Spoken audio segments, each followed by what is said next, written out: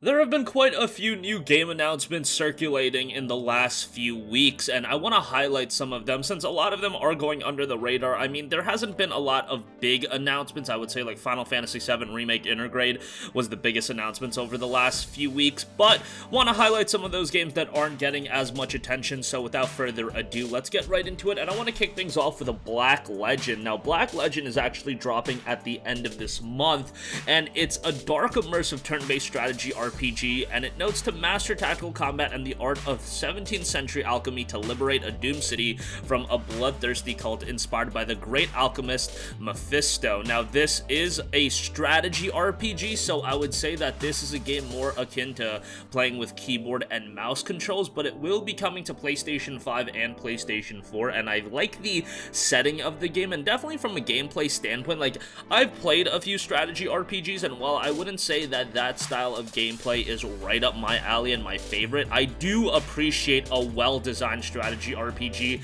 that does have a level of difficulty that, yes, I personally might get a little bit frustrated with, but I know that people that are fans of this genre really get invested when the challenge is not, cripplingly difficult, but at the same time, there is that level of challenge, and it is a very rewarding game. The game notes explore the ruined streets of Grant, a 17th century city based on the architecture of the Low Countries of northwestern Europe. Search every corner to discover hidden side quests, treasure troves, and recruitable characters. Fight using an alchemy system based on the old concept of humorism.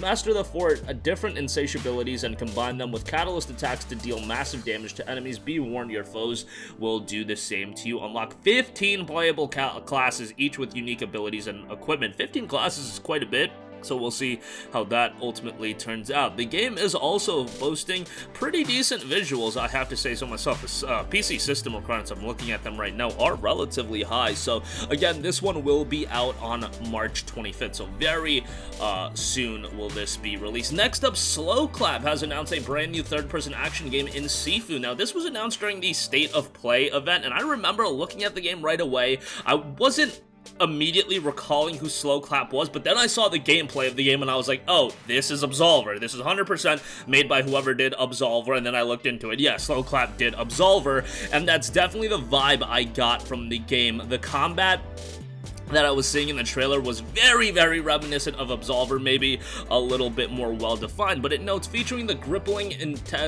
intensity of classic kung fu films with realistic and raw combat. Sifu tells the story of a young kung fu student who has spent their life training for a day of reckoning after the brutal murder of their entire family by a mysterious assassination squad. I've noticed the whole "they came for my family and killed my entire family and/or village" has become a typical basis for starting a revenge story in video games in recent years. Not to say it's a bad thing, I feel like that is a pretty good area to start a game. It gives the main character clear motivation, and Sifu, from a gameplay standpoint, I'm definitely digging it. I like the look of the game. Absolver, I also really like the look and the gameplay style of the game. It did have some issues, however, I think Slow Clap, if they made the right improvements with Sifu, it could be a game that's worthwhile to check out. It will be coming to PlayStation 5 and PlayStation 4. Next up, we have In Rays of the Light. Now, this was released on PC back in June of last year as the Light Remake, and it is a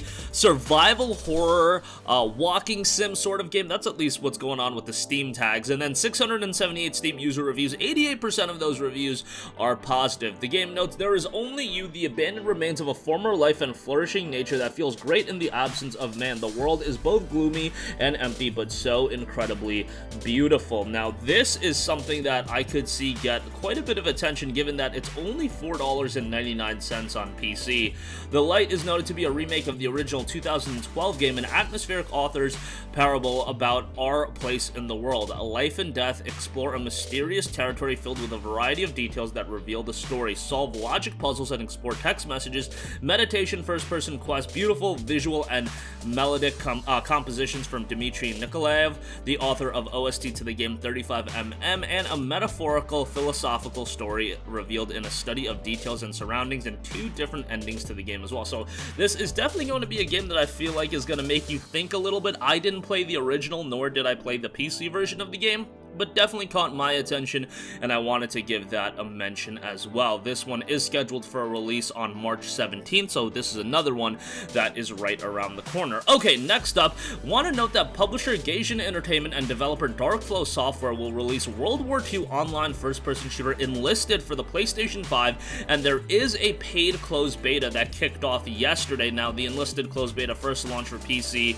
and Xbox Series in November of 2020, and then the game will be accessible to a larger audience. Enlisted is noted to be an MMO squad-based shooter for PC and the Xbox Series X and PlayStation 5. World War II, where you act as an infantry squad leader, tank crew, or an aircraft pilot. The weaponry, soldiers' uniform, appearance, and capabilities of the vehicles in the game are in line with historical facts. Now, World War shooters aren't necessarily something that people are absolutely clamoring for. Like, do you guys remember back in, I want to say, 06, 07, like probably right before the release of Call of Duty Modern Warfare 1 in 2007, man, oh man, did we have a lot of World War II shooters. Like, it was World War II shooter after World War II shooter, and people got kind of sick and tired of them. But I think now, it's so many years later. I mean, we're talking about, 14, 15 years later after that era, where people were kind of sick and tired of them, where I think there is a little bit of a clamoring for that genre, and there's a lot of World War shooters that people are super into, but we'll see how Enlisted ultimately turns out. Again, right now in closed